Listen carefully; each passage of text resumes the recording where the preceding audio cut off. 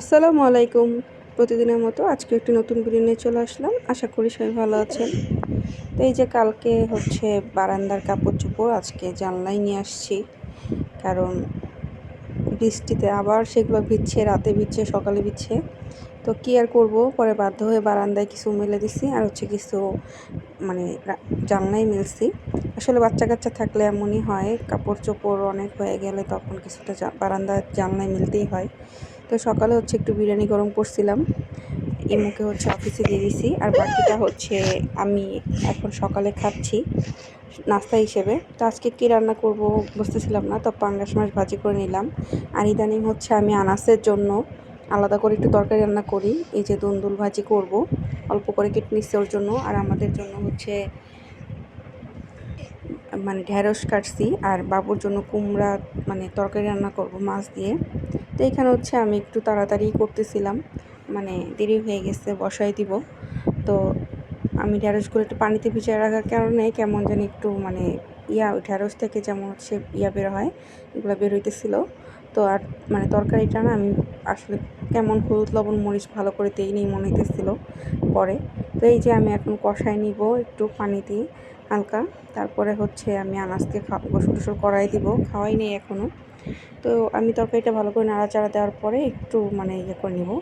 তো আমি কি করছি, আমার ফোনে দারাজ থেকে একটা কল আসছে, তা আমি ওইটাই নিতে চলে গেছি। আমি আর পরে তরকারির দিকে ওরকম মনোযোগ দিইনি, তরকারিটা কোনো রকম মাছ টাছ দিয়ে রান্না করে আমি চলে গেছিলাম।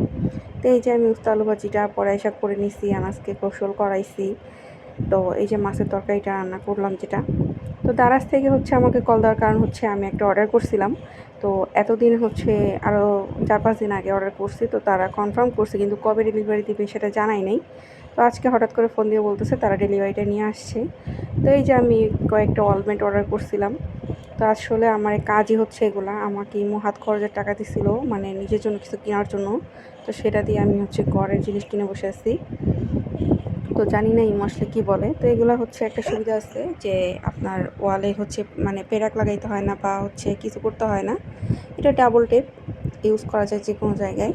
তো এই যে আমি লাঞ্চ নিয়ে বসছি, আর আনাস ঘুমাইছে। আনাস খুবই বিরক্ত করতেছে, ওর জ্বর ভালো হয় নাই, এখনও সর্দি আছে। আমি এখন এই কাপড় চোপড়গুলো গুছায় রাখবো, বারান্দা থেকে নিয়ে আসছি, বাহিরে বৃষ্টি হইতেছে। তো আমি 1 কাপ চা খাবো আর কাপড় চোপড়গুলো গুছাবো। তো দেখলাম বারান্দার পাশেই বসে একটু বাতাস আসতেছে আর বৃষ্টি হইতেছে, তো বসে বসে চা খাই আর বারান্দার এই কাপড় চোপড়গুলো গুছায় রাখি। তো পরে এগুলো করতে করতে সন্ধ্যা হয়ে গেল। তো একটু নাস্তার ব্যবস্থা করতে হবে, কারণ আমার ক্ষুধা লাগছে। আর ইমো এসে নাস্তা খেতে যাবে। তো এখানে আমি একটু আলু আর গাজর আর টমেটো দিয়ে ভালো করে নাড়াচাড়া দিয়ে দিতেছিলাম। আর এখানে আমি একটু নুডলস আর পাস্তা রান্না করছি একসাথে পাস্তা কিছু ছিল সেগুলোও দিয়ে দিছি। তো এখন আমি ভালো করে নাড়াচাড়া দিয়ে নিব। তো এক হাতে নাড়াচাড়া করতে একটু অসুবিধা হইতেছিল। তো এই যে আমার নুডলস আর পাস্তা নিয়ে বসছি, আর আমার সাথে আনাসও খাবে। আনাস কিন্তু পাস্তা খেতে খুবই পছন্দ করে, ওর কাছে 1-2টা খাইলেই এনাফ। আমি নুডলস খেতে খেতে ও 1-2টা পাস্তা খায়। তো যাই হোক, আজকের মতো ভিডিওটা এই পর্যন্তই। সবাই ভালো থাকবেন। আল্লাহ হাফেজ।